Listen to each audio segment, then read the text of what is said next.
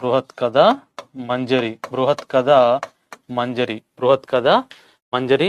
Next Somadeva Suri యొక్క కథా సరిస్సాగరం, సోమదేవ సూరి యొక్క కథా సరిస్సాగరం,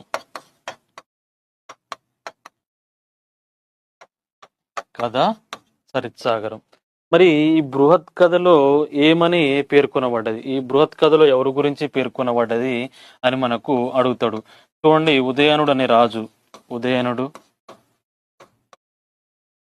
నెక్స్ట్ విక్రమాదిత్య, ఉదయనుడు మరియు విక్రమాదిత్య మొదలగు రాజుల యొక్క ప్రేమ కథలు, మొదలగు రాజుల యొక్క ప్రేమ కథలు.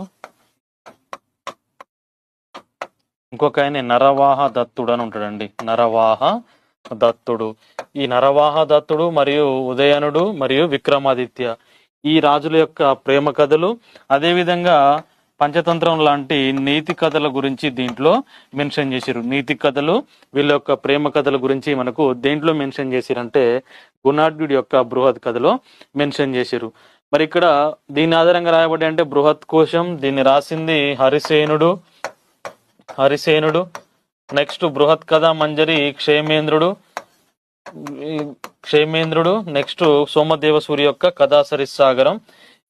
వీళ్ళిద్దరు కూడా కాశ్మీర్ దేశానికి చెందిన రచయితలు. బృహత్ కథ మంజరి రాసిన క్షేమేంద్రుడు గాని, కథా సరిస్సాగరం రాసిన